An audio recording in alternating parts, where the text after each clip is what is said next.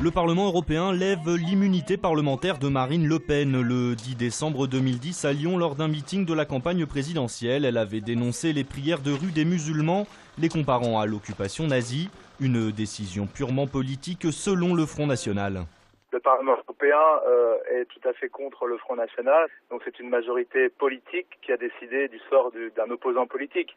Mais je crois que Marine Le Pen avait tout à fait raison de prononcer ces paroles, puisque le problème des prières de rue n'est pas réglé en France. Une levée d'immunité qui résulte surtout d'une plainte portée par le MRAP, le mouvement contre le racisme et pour l'amitié entre les peuples, suite aux propos de la présidente du FN.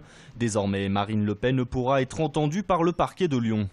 On a un grand respect pour Madame Le Pen, mais on ne peut pas accepter qu'on nous insulte. Selon vous, Madame Le Pen doit être condamnée? On a confiance à la justice. Il doit présenter ses excuses à la communauté musulmane. Sinon, il doit être condamné, oui. Pour incitation à la haine raciale, l'eurodéputé frontiste risque jusqu'à 5 ans de prison et 45 000 € d'amende. Allez les enfants, ensemble au pique-nique comme hier. Un pique-nique un peu particulier organisé dans la cour de récréation de l'école. Depuis quelques jours, c'est en effet la solution trouvée par une dizaine de parents d'élèves pour faire face à la grève dans les cantines lyonnaises. On fait des tours de garde. Là, en début de semaine, c'est certains parents. En fin de semaine, ça sera d'autres parents. On s'organise comme on peut, un système D. Et si l'ambiance est plutôt bon enfant, côté parents, l'agacement est tout de même bien perceptible plus d'une semaine après le début du conflit. C'est un ras-le-bol. Depuis le début de l'année scolaire, on a eu à peu près 15 jours de grève de cantine, où il n'y a aucun service du tout d'assuré. Une action menée également dans plusieurs autres écoles de la ville. Quant à la grève, elle devrait durer jusqu'à vendredi, dernier jour de l'année scolaire. La grève des cantines était aussi au cœur des débats du conseil municipal hier.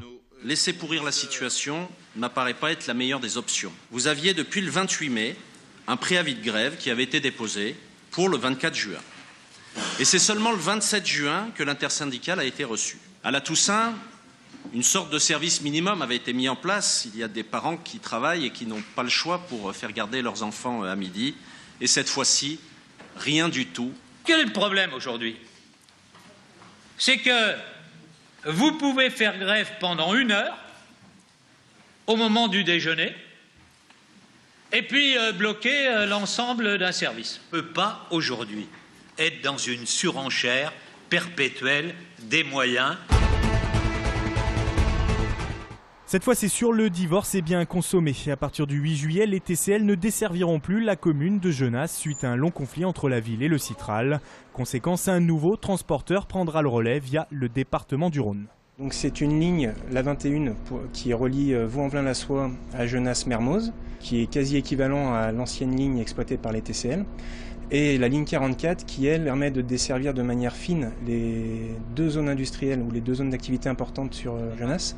Et à la ville, on l'assure, cette nouvelle offre va permettre de renforcer la qualité du service. On va gagner entre 12 et 15 minutes par trajet. On va partir de 5h30 du matin, grosso modo à 21h, avec des heures en heure de pointe, des bus à intervalles réguliers. Donc oui, en qualité, on va gagner surtout. 1,70 € pour voyager sur ces nouvelles lignes ainsi que sur le réseau TCL. Le tarif restera inchangé pour les habitants de Genasse.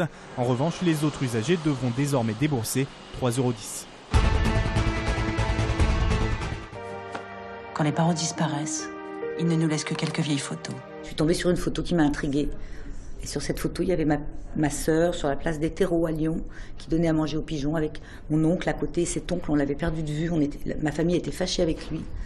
Et je ne sais pas pourquoi, ça m'a intriguée. Je me suis dit, tiens, mais c'était quoi l'histoire au fait de cet oncle? Pourquoi on s'est fâché avec lui? Qu'est-ce qui s'est passé? Pour une femme, c'est le dernier film de Diane Curis, tourné à Lyon. L'histoire d'une femme donc qui hésite entre 2 frères. Ça se passe juste après-guerre et on suit cet homme qui est ailleurs, sa femme qui est à la maison, qui s'occupe bien de sa maison et de son enfant. Et un homme va arriver, qu'on pensait mort, et il arrive de Russie et il va semer un peu le désordre. Elle est belle, Léna. La première fois que je l'ai vue, j'ai su que c'était la femme de ma vie. C'est l'histoire d'un homme amoureux, quoi. C'est un homme qui aime sa femme éperdument au point de la laisser partir pour la rendre heureuse. Quand on voit des hommes comme ça, avec des principes comme ça force le respect et c'est des beaux rôles à jouer. Pour une femme sort demain sur les écrans. Simplement.